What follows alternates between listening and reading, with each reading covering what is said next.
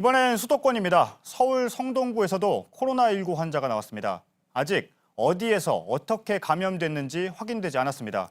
성동구는 일주일간 500개 가까운 공공시설의 문을 닫기로 했습니다. 최하은 기자입니다. 확진자가 방문한 한양대 병원입니다. 확진 판정 후 이곳 응급실은 잠정 폐쇄됐습니다.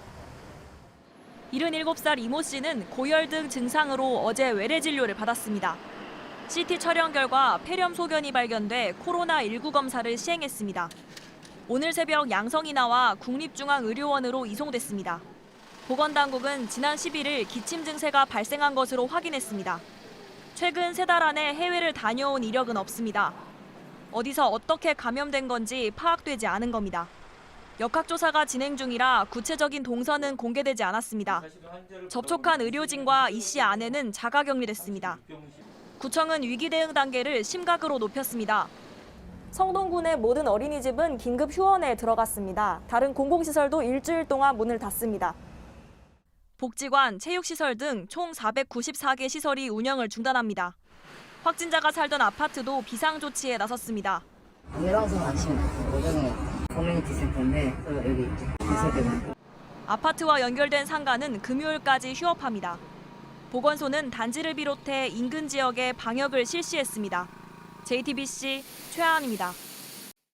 초등학생 환자도 처음으로 나왔습니다. 앞서 감염된 환자의 딸로 자가격리 중에 확진 판정을 받았습니다. 박상욱 기자입니다. 32번째 확진자는 11살 초등학생입니다. 지난 5일 확진 판정을 받은 20번 환자의 딸이자 15번 환자의 조카입니다. 중국 우한에서 매장을 운영하던 15번 환자는 자가격리 기간 가족들과 식사를 했습니다. 32번 환자는 이모부의 확진 날인 지난 2일부터 자가격리를 시작했는데 엄마가 확진 판정을 받으면서 격리 기간이 19일까지 연장됐습니다. 그러다 격리 해제를 하루 앞둔 어제 감염이 확인됐습니다. 2일과 5일 그리고 7일 세 차례의 검사에선 모두 음성으로 나왔는데 어제부터 미열을 보여 다시 검사를 했고 그 결과 양성 판정을 받은 겁니다. 이 환자는 분당 서울대병원의 국가지정 격리병상에서 치료 중이고 국군수도병원에 입원 중이던 20번 환자도 딸이 입원한 병원으로 옮겨졌습니다. 두 사람 모두 비교적 양호한 상태인 것으로 전해졌습니다. 보건당국은 이 학생이 확진 전까지 별다른 증상 없이 자가격리를 했던 만큼 다른 접촉자는 없었던 것으로 보고 있습니다. JTBC 박상욱입니다. 오늘 20명의 환자가 더 나왔는데 지금도 검사가 진행 중이어서 환자가 더 확인될 수도 있는 상황입니다. 중앙사고수습본부에 나가 있는 박유미 기자를 연결해 보겠습니다. 지금 검사가 진행 중인 사람이 몇 명이고 결과가 언제쯤 나오는지부터 말씀해 주시죠. 네, 신속검사 도입으로 6시간 정도면 결과가 나옵니다.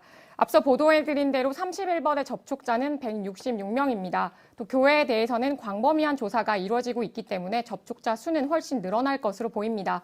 다만 접촉자라고 해서 모두 검사를 받는 것은 아닙니다. 그렇지만 오늘 브리핑에선 접촉자 가운데 증상이 있는 분들도 있다고 했습니다. 이 때문에 오늘 밤이나 내일 중에 상당수의 확진자가 나오는 것이 아니냐는 전망도 조심스럽게 나오고 있습니다. 네, 그러니까 오늘 밤에도 확진 환자가 더 확인될 수 있다 이 얘기인데 오늘 확인된 환자들 그러니까 20명이 어떻게 움직였는지 파악하는 것도 지금 급합니다. 그 결과는 언제쯤 나오나요? 네, 지금 대구에는 특별대책반이 내려가 있고 지자체와 함께 역학조사를 벌이고 있습니다. 그동안은 보통 확진 결과가 나오면 다음 날 정도에는 구체적인 동선이나 접촉 인원 등을 공개를 했습니다. CCTV와 카드 내역 등을 구체적으로 조사를 해서 정확한 정보를 전달하기 위해선 하루 정도 시간이 필요했던 건데요. 그렇지만 오늘은 워낙 확진자가 많이 나왔기 때문에 내일 이 전원에 대해서 구체적인 동선이 다 공개되기는 어려울 것 같습니다. 네. 31번째 환자의 경우에는 검사를 2차례 요청을 했는데 거부했다가 뒤늦게 확진이 나온 것으로 알려졌는데 맞습니까? 네, 그렇습니다. 다만 31번 확진자의 경우에는 중국에 다녀온 경험이 없고 또 본인이 확진자와 직접 접촉한 게 아니기 때문에 본인 스스로 생각할 때는 코로나19에 감염됐다고 판단하기는 어려웠을 수도 있다고 방역본부는 보고 있습니다.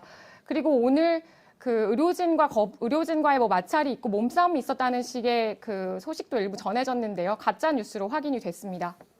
그런데 앞으로도 이 검사 거부가 또 있을 수가 있는데 어떤 조치를 하겠다 이렇게 정부가 발표한 내용이 있습니까? 네, 관련법상 강제 처분 조항이 있습니다. 1급 감염병이나 전염성이 높은 감염병들에 대해서는 그 강제로 조사나 진찰, 또 강제 입원까지 시킬 수 있습니다. 다만 의료기관이 직접 할 수는 없습니다. 복지부 장관이나 지자체장이 나서야 합니다. 이러한 조치를 거부했을 때는 300만 원 이하의 벌금도 물릴 수 있습니다. 네. 지역사회 감염이 확산되면서 상황이 심각해졌는데 추가로 대책에 나온 게 있습니까? 네, 오늘 밤 자정을 기해서 대응 지침 사례 정의에 일부 변화가 있습니다. 검사 대상을 중국 입국자와 접촉이 잦은 분이나 입원하지 않은 폐렴 환자 등으로 넓히기로 했습니다. 그리고 자가격리를 14일간 했다가 해제되는 분들 가운데도 의료진이나 확진자의 가족 등은 마지막 날 의무적으로 검사를 하겠다고 했습니다. 그리고 위기경보 수준을 높여야 하는 것 아니냐는 지적도 나오고 있는데요. 방역당국의 설명은 현재 경계 수준에서 심각 수준으로 올리려면 전국적인 광범위한 유행이 있어야 한다고 했습니다. 네, 잘 들었습니다. 박유미 기자였습니다. 처음 확인된 슈퍼 전파와 현실이 된 지역 감염, 그리고 감염 경로가 확인되지 않은 사례들까지 전문가들에게 질문해야 할 내용들이 많습니다. 대한예방의학회 코로나19 대책위원장인 국립암센터대학원 김호란 교수가 나와 있습니다. 교수님 안녕하세요. 안녕하세요. 예. 오늘 31번째 환자와 관련된 새로 확인된 환자가 15명입니다. 예. 슈퍼 전파라고 봐야겠죠? 슈퍼전파 이벤트, 즉 사건이 일어난 것은 맞습니다. 예. 사건은 일어났는데 슈퍼 전파자가 누군지는 아직 확인할 수 없다 이 얘기인가요? 그렇죠. 예. 역학적 연결고리를 찾아봐서 한 사람이 5명 이상 전파한 것이 맞는지 확인을 해봐야지 정말 슈퍼 전파자가 있었는지 확인할 수가 있습니다. 예. 그러니까 슈퍼 전파자의 정의는 5명 이상에게 감염을 시킨 사람이 슈퍼 전파자라고 볼 수 있다는 거죠? 보통 그렇게 정의를 합니다. 예. 그런데 지금 상황을 보면요.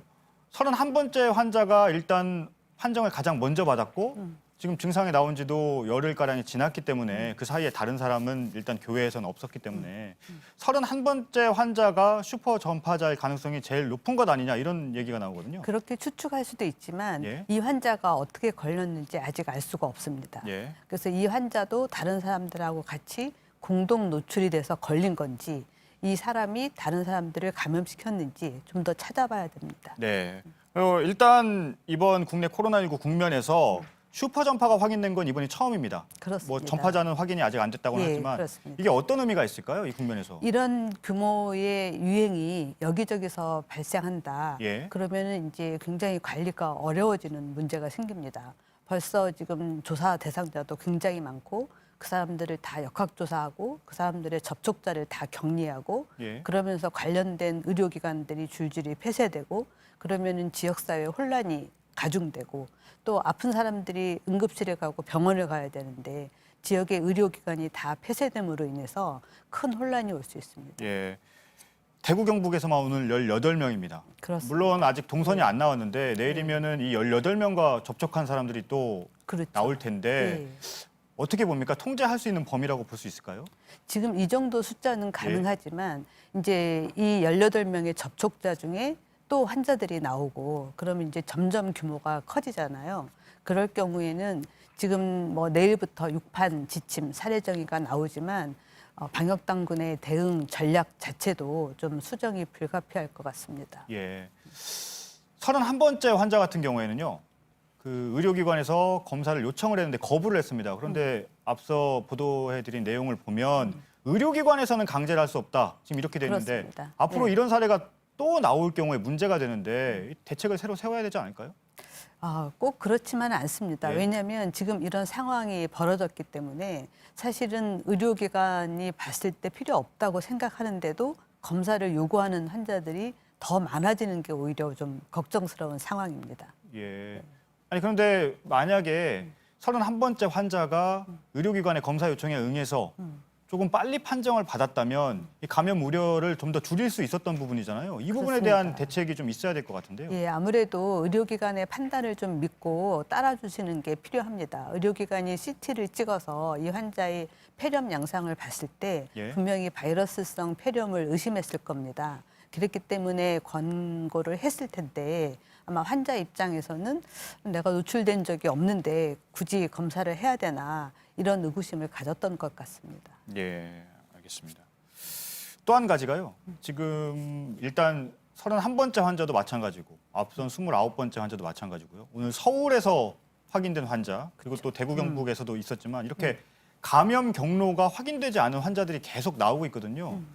이 경우에 문제가 점점 더 심각해질 수 있는 것 아닌가요? 왜냐하면 감염이 계속 이어질 수 있기 때문에요. 그렇습니다. 이게 우리가 이제 이런 시기가 올 것이라고 예측은 했지만 예. 이렇게 전국적으로 이제 감염 경로를 모르는 사람들이 나오게 되면 이제 우리가 생각했던 대로 지역사회 유행이 이제 확산이 시작된 것이나 마찬가지입니다. 그렇게 되면 지금까지 썼던 봉쇄 전략, 다시 말해서 원천적으로 발생을 막는 그런 전략에서 이제 두 번째 단계로 완화 전략을 써야 됩니다. 완화 전략이라는 거는 발생을 막는 것뿐만 아니라 빨리 찾아서 빨리 치료를 해서 환자의 예후를 좋게 하는 겁니다. 즉 사망을 줄이는 방향으로 가야 됩니다. 그래서 그런 전략까지 같이 시작하게 되면 지금 열심히 찾아서 접촉자를 격리하는 데 힘을 쏟는 것을 좀 줄이고 가능하면 빨리 환자를 지역사회에서 찾아내는 데 더 애쓰는 것에 집중을 해야 됩니다. 예. 일단 좀 잦아드는 국면에서 다시 지역사회 감염으로 확산되는 분위기인데 시민들 행동 요령을 좀 말씀해 주신다면 어떤 것들이 있을까요? 예, 시민들께서는 기존에 우리가 많이 강조해왔듯이 손 씻기라든지 기침 예절, 마스크 쓰는 이런 일상 수칙을 잘 지켜주시고요. 거기에 더 붙여서 아프신 분들은 일단 바깥 활동을 자제하시는 게 필요합니다. 하루 정도 쉬고 그래도 낫지 않으면 이제 진료소를 찾으시는 게 중요하고요. 진료소를 가실 때는 꼭 마스크를 쓰고 가셔야 됩니다. 그렇지만 그렇게 시민들이 하시려면 사실 사회적으로 좀 합의가 필요합니다. 네. 아픈 사람이 일을 안 하고 하루 정도 쉬는 거를 용인할 수 있는 사회 분위기가 돼야 되고 아픈 아이들을 어린이집이나 학교에 보내지 않는 것도 진단서가 없어도 다 이해해주고 받아주는 분위기가 되어야지만 이런 지역사회 감염을 줄일 수가 있습니다. 알겠습니다. 잘 들었습니다. 김호란 교수였습니다. 감사합니다.